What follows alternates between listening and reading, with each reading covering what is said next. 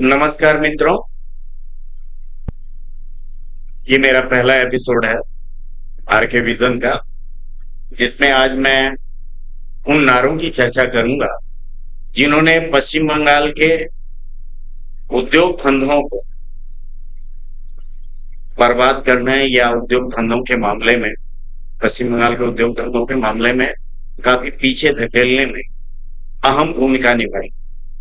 मित्रों, चार छह शब्दों के नारे किसी भी देश या प्रांत की दशा दिशा को एक और जहां नई ऊंचाइयों नई संभावनाओं की ओर ले जा सकते हैं, वहीं दूसरी तरफ वे कभी कभी उस प्रांत की या उस देश की अर्थव्यवस्था और उद्योग धंधों के लिए कितने घातक हो सकते हैं, इसका एक जीवंत उदाहरण हमारा राज्य है।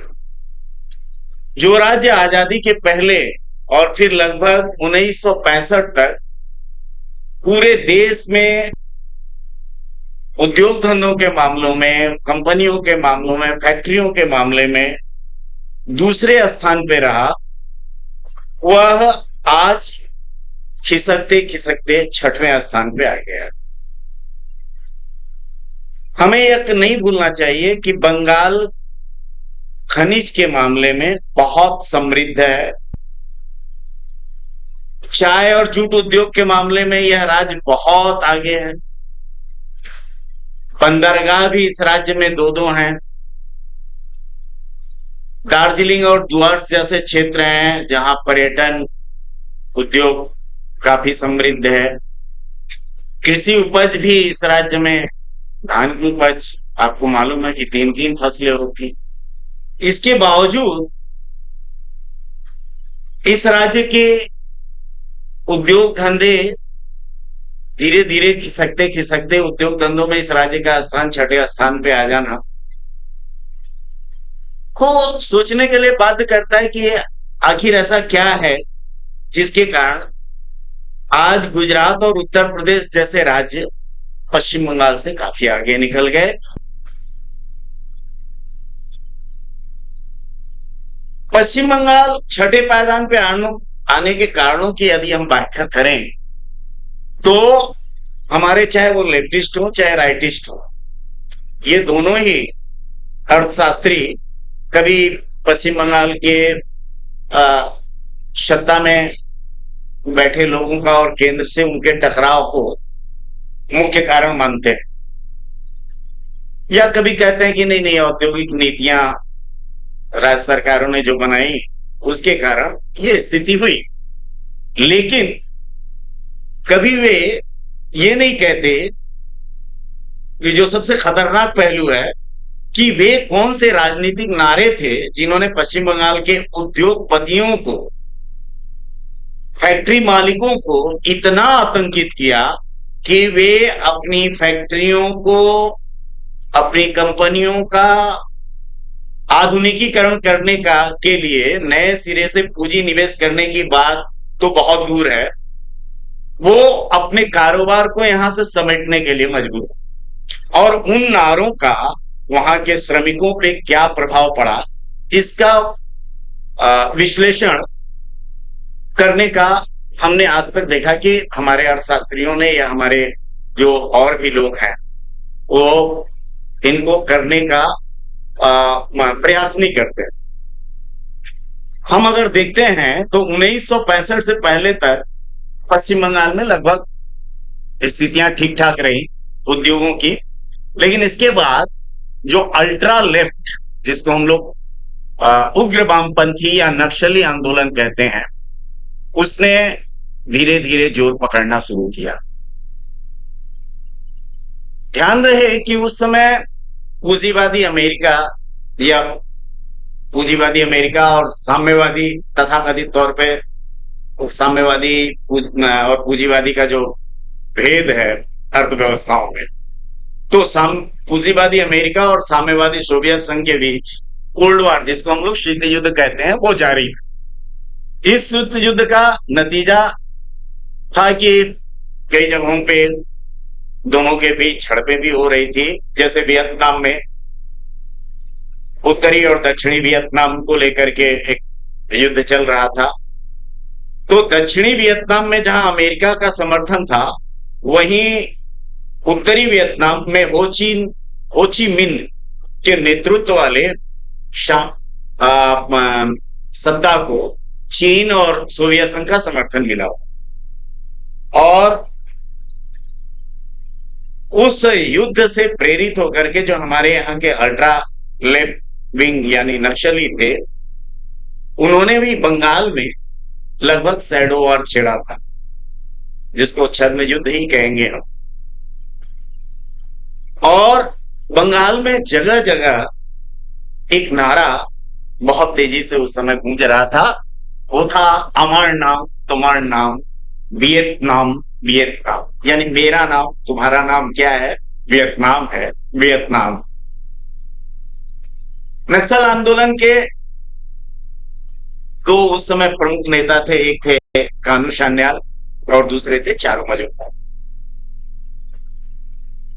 और उन्होंने, चूंकि ये आंदोलन नक्सलवाड़ी, पश्चिम बंगाल के नक्सलवाड़ी से शुरू हुआ जो उत्तर बंगाल में अवस्थित है, तो उन्होंने एक नारा दिया कि हमार बाड़ी तुम्हार बाड़ी नक्सलवाड़ी नक्सलवाड़ी, यानी मेरा घर कहाँ है, तुम्हारा घर कहाँ है, नक्सलवाड़ी में है, नक्सलवाड़ी में है। और इस नारे का असर पश्चिम बंगाल के उन युवाओं पे बहुत अधिक। चारू मजूमदार का कहना था, इस नारे के साथ साथ चारू मजूमदार का कहना था कि जमींदार, उद्योगपति, विश्वविद्यालय के शिक्षक और पुलिस अधिकारी, ये सभी वर्ग शब्द, उन्होंने उद्योगपतियों को भी शामिल किया था, ध्यान रहे, और नक्सलियों को इनकी हत्या तक कर देनी चाहिए। इनके विचारों से पश्चिम बंगाल के लाखों युवा प्रभावित हुए। उन्हें लगा कि उनकी सारी समस्या का समाधान तभी संभव है जब भारत में भी लेनिन की बोल्शेविक जैसी या माओ जेडंग की सर्व द पीपुल जैसी सर्वहारा क्रांति आ जाए। ये बिना समझे कि यहाँ के भारत की जो जमीनी हकीकत है वो क्या है, वो कितनी डिफरेंट है चाइना और रसिया से। उन्होंने इन नारों से प्रेरित होकर के लगभग सशस्त्र आंदोलन छेड़ा। बंगाल में उस समय दीवारों पे जगह जगह नारे लिखे जाने लगे इस सशस्त्र आंदोलन के समर्थन में कि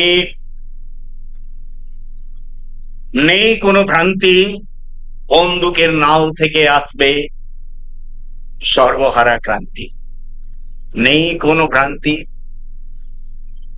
नेई कोनो भ्रांति बंदूकेर नाल थेके आसबे सर्वहारा क्रांति, यानी किसी प्रकार का कोई भ्रम नहीं है, बंदूक की नाल से सर्वहारा क्रांति निकल करके आएगी, यह सर्वहारा क्रांति हो।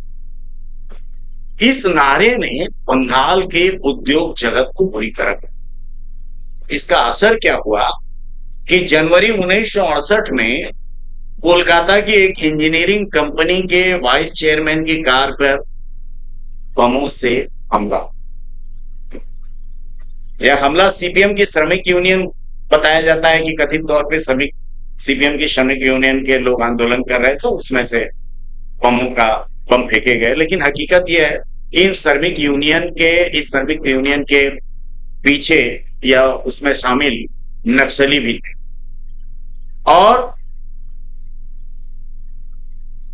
इसके बाद तो एक के बाद एक कई तरह के लेबर अनरेस्ट विभिन्न जगहों पे दिखाई देते हैं, जिसकी हम चर्चा करेंगे।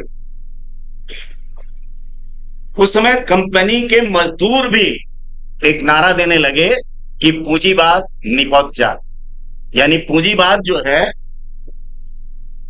वो उसका पतन हो। अब आप सोचिए कि बिना पूंजी के एक फैक्ट्री का चलना संभव है क्या? और जहां के मजदूर इस तरह की भावना से प्रेरित हो जाएं, तो वहां कार्य संस्कृति, जिसे हम वर्क कल्चर भी कहते हैं अंग्रेजी में, वहां की कार्य संस्कृति का क्या हाल है आप अंदाजा लगा सकते। तो उस समय वामपंथी, खास करके सीपीएम भी, वामपंथी चूंकि बाद में सीपीएम के नेतृत्व में ही वामपंथियों की या वाम मोर्चा की सरकार बनी थी, तो सीपीएम सत्ता पाने के लिए संघर्ष कर रही थी और कहीं ना कहीं परोक्ष रूप से या तटस्थ रह करके वो एक तरह से नक्सलियों को समर्थन दे रहे थे, इस तरह के नारों को बढ़ावा दे रहे थे।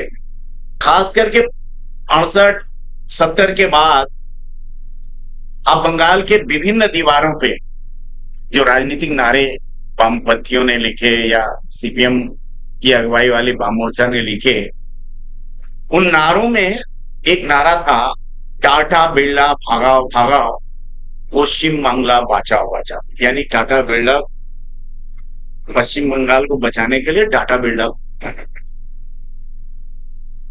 अब आप समझ सकते हैं कि भावनात्मक स्तर पे जो मजदूर थे वो किस हद तक अपने मालिकों से या पूंजीपतियों से किस हद तक वो आ, एक तरह से कहा जाए तो घृणा के स्तर पे चले गए। 1970 से 1970 तक आते आते लगभग 678 फैक्ट्रियों में हड़ताल हुए और 128 फैक्ट्रियों में तालाबंदी, इन मजदूरों के अनरेस्ट के कारण, इस तरह के आंदोलनों के कारण।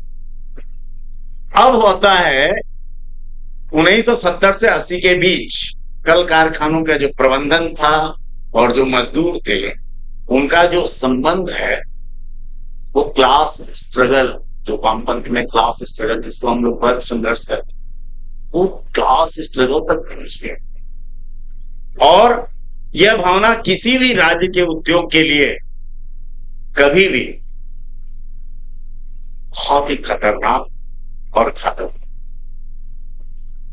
इसका नतीजा हुआ कि एक उदाहरण के तौर पे मैं बता रहा हूं कि इसके नतीजे में देखने को मिला कि उद्योगपति लक्ष्मीपत सिंघानिया, जिनका आसनसोल के पास एल्युमिनियम की फैक्ट्री थी, इतना अनरेस्ट हुआ मजदूरों का वहां कि उन्होंने अपने बेटे हरिशंकर को अपना सारा कारोबार यहां से समेट करके दिल्ली ले जाने की सलाह उन्होंने दे दी। राज्य में उस समय यूनाइटेड फ्रंट की सरकार थी, ज्योति बसु उप मुख्यमंत्री थे। लक्ष्मीपत सिंघानिया ने मंत्री तक से, उप मुख्यमंत्री तक से शिकायत की, लेकिन ज्योति बसु ने उल्टा ही कंपनी के प्रबंधन को ही दोषी ठहरा करके मजदूरों को क्लीन चिट दे दी। और साथ में ये नारा उस समय और बढ़ावा मिल गया कि पूंजीवादी सरकार और नहीं दरकार, यानी जो कांग्रेस की सरकार होती है वो पूंजीवादी की सरकार मानते हैं वामपंथी। को वामपंथियों ने जब दोबारा चुनाव हुए तो इस तरह के नारे दिए कि पूंजीवादियों की जो कांग्रेस की सरकार है उसकी जरूरत नहीं है, इसको हटाओ। और फिर 1977 में वाम मोर्चा या सीपीएम के नेतृत्व वाली वाम मोर्चा सरकार बनती है और ज्योति बसु मुख्यमंत्री बनती। इन नारों का ये असर था मजदूरों के ऊपर कि 1978 में आतंकित होकर के सिद्धार्थ आते आते 1978 में आदित्य विक्रम बिरला, उन्होंने अपना सारा कारोबार कोलकाता से समेट के बंबई शिफ्ट कर दिया। इसके बाद 1980 में सिद्धार्थ बिरला भी अपना कारोबार कोलकाता से दिल्ली स्थानांतरित कर देते हैं। सिर्फ 1980 में ही राज्य से उद्योगों के पलायन और तालाबंदी के कारण लगभग 1,77,000 नौकरियां चली गई। वाम मोर्चा सरकार को लगा कि राज्य में काफी देर से, क्योंकि इसके पहले वो लोग भूमि संस्कार किए और भूमि संस्कार में जिन जमीनें जिनके पास अधिक थी उनसे लेकर के जो भूमिहीन लोग थे, भूमिहीन किसानों को जो है वो जमीनें बांट दी गई। तो इससे वाम मोर्चा की लोकप्रियता काफी बढ़ गई और लगातार एक के बाद एक चुनाव जीतने लगे। क्योंकि मजदूरों का वोट बैंक, एक बहुत बड़ा वोट बैंक था उनके पास, तो इसलिए वो मजदूरों के अनरेस्ट में, हड़ताल में वो हमेशा मजदूरों का ही पक्ष लेते थे। प्रबंधन का पक्ष या पूंजीवाद, जिन्होंने पूंजी लगाई है उनका पक्ष नहीं लेते, क्योंकि वोट बैंक मजदूरों से लेना था। वो वोट का बहुत बड़ा हिस्सा मजदूरों की तरफ से उनको मिलना।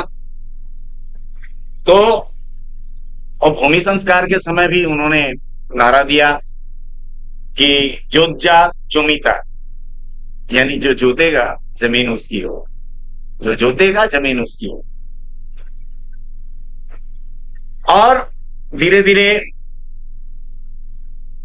वाम मोर्चा सरकार या इस तरह के नारों के आतंक का असर 1990 तक आते आते ये देखने को मिला कि जहां 1990 में फैक्ट्रियों का जो आउटपुट है वो 6.2% था, वो 20 साल के अंदर यानी 2011-12 तक घट करके 2.45 यानी 2.45% आकर के रह गए। 1995 तक इस्पात क्षेत्र की कई निजी कंपनियों ने अपना मुख्यालय कोलकाता से स्थान बंबई ट्रांसफर कर दिया। 1994 में ज्योति बसु की सरकार नई औद्योगिक नीति लाई, लेकिन यूनियनों के दबाव और वोट बैंक को बचाने के लिए उसने मल्टीनेशनल कंपनियों या बड़ी कंपनियों या आईटी सेक्टर, इनको बहुत ज्यादा तवज्जो नहीं। वो एमएसएमई जिसको हम लोग कहते हैं, मझोले और लघु उद्योग और कुटीर उद्योग, इस पर बहुत ज्यादा ध्यान दिया। ध्यान देने की बात है कि मझोले और लघु उद्योग जो होते हैं वो बहुत बड़े ब्रांडेड सामानों की बिक्री नहीं करते। 90 के बाद आप देखेंगे कि ग्लोबलाइजेशन धीरे धीरे आने लगा था, फ्री ट्रेड या दुनिया में जो बनने वाले बड़े बड़े मल्टीनेशनल कंपनियों के जो बड़े बड़े ब्रांडेड उत्पाद हैं वो उनकी पहुंच दुनिया के हर बाजार में लगभग होने लगी थी, भारत में भी होने लगी। तो ये जो एमएसएमई वो उन मल्टीनेशनल कंपनियों के उत्पादों के मतलब उत्पाद बनाने के मामले में वो टिकना उनके लिए बड़ा मुश्किल हो। और ये जो नई औद्योगिक नीति ज्योति बसु ने बनाई बहुत कारगर नहीं, और नतीजा ये है कि पश्चिम बंगाल खास करके 1999 तक आते आते पश्चिम बंगाल की जीडीपी उत्तर प्रदेश से भी नीचे चली। कारण कि तब तक बंगाल में Braithwaite, Burn and Company, Indian Standard Wagon, Metal Box, Titagarh Wagon, Hindustan Motor, Jessop and Company, ऐसी बड़ी बड़ी फैक्ट्रियां इंजीनियरिंग की या और भी उत्पाद बनाने वाली कंपनियां या तो बंद हो गई या फिर वो निरंतर हड़ताल तालाबंदी की शिकार होती रही। सन 2000 में बुद्धदेव भट्टाचार्य सत्ता में आते हैं, उनका हाल ही में अभी निधन हुआ, ईश्वर उनकी आत्मा को शांति दे। उन्हें लगा कि वो मुख्यमंत्री ज्योति बसु के उत्तराधिकारी के तौर पे 2000 में मुख्यमंत्री बनते पश्चिम बंगाल का, और उन्होंने वक्त की नजाकत को भापा। पूंजी निवेश, विदेशी पूंजी निवेश लुभाने के लिए उन्होंने कई कदम उठाए। टाटा मोटर्स, विप्रो और इंडोनेशिया के सलीम ग्रुप को उन्होंने आमंत्रित किया, बात हुई, समझौते ज्ञापन हस्ताक्षरित हुए, और खास करके भांगड़, नंदीग्राम और सिंगूर जैसी जगहों पे कारखाने लगाने के लिए समझौते संपन्न हो गए। समस्या होती है कि इन कारखानों को लगाने के लिए बहुत पर्याप्त जमीन चाहिए, काफी जमीन का बहुत बड़ा हिस्सा आवश्यक होता है, और यही जाकर के मामला फंसता है। राज्य सरकार ने जमीन अधिग्रहण, मोर्चा सरकार ने जमीन अधिग्रहण का जो तौर तरीका अपनाया, वो तौर तरीका बहुत कहा जाए कि उनके खिलाफ ही चला। उन्होंने बल प्रयोग करके जमीनों को, कथित तौर पे बल प्रयोग करके जमीनों को अधिग्रहित करना चाहा, और इससे किसान, खास करके जो छोटे किसान थे, उनको आप माने आक्रोशित या असंतुष्ट होने का मौका मिला। और उस समय के जो विपक्षी दल है, खास करके वर्तमान मुख्यमंत्री हमारी ममता बनर्जी, उन्होंने इस किसानों के इस आक्रोश को अपने राजनीतिक हथियार के तौर पे इस्तेमाल किया, और आंदोलन में नारा क्या लगा था, इस नारे का प्रभाव आप देख लीजिए। नारा था कि प्रतिवादेर तीनटी नाम भांगड़, सिंगूर, नंदीग्राम, कि प्रतिवाद या विरोध के तीन नाम हैं, वो हैं भांगड़, सिंगूर और नंदीग्राम। आंदोलन सिर्फ धरने प्रदर्शन तक नहीं चला, आंदोलन इतना उग्र हुआ कि पुलिस ने लाठी, आंसू गैस और फिर अंततः गोलियां तक चलाई, जिसमें कुछ लोग मारे भी गए, कुछ किसान मारे गए। और हालत ये हुई कि इन तीनों जगहों पर कंपनियां नहीं लग,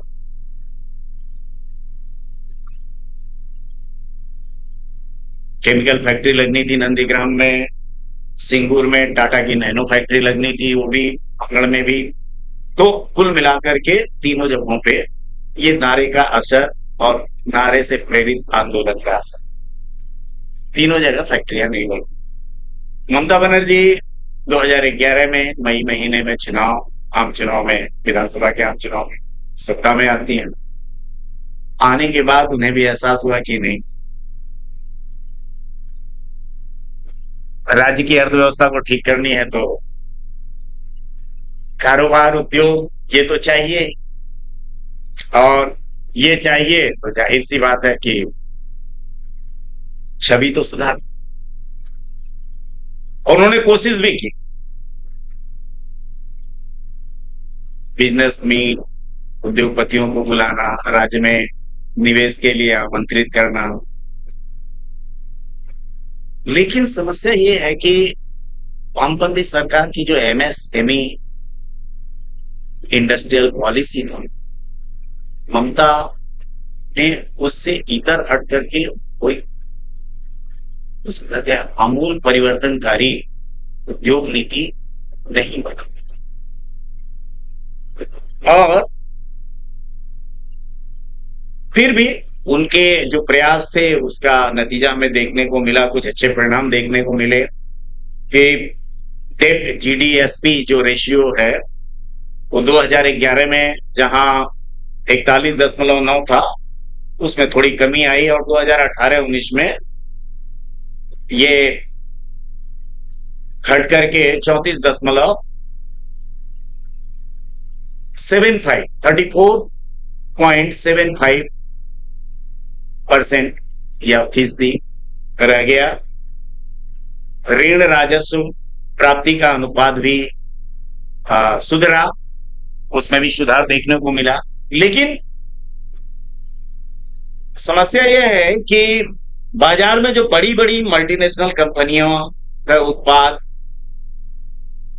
और उनकी मैन्युफैक्चरिंग के लिए जिस तरह की किसी सरकार पे विश्वास की जरूरत होती है, शायद वो ऐसा विश्वास अभी भी मल्टीनेशनल कंपनियां या जो उद्योगों के बड़े देशी उद्योग जगत के जो बड़े घराने, वो अभी भी पश्चिम बंगाल में नहीं कर पा रहे। उनका विश्वास ऐसा जम नहीं रहा है कि वो बहुत बहुत बड़ी मात्रा में अपना निवेश यहाँ कर सके।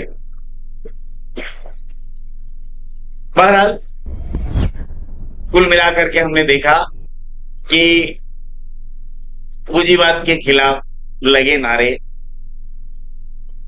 और उन नारों से प्रेरित होकर के ट्रेड यूनियनों और राजनीतिक दलों के उग्र आंदोलन,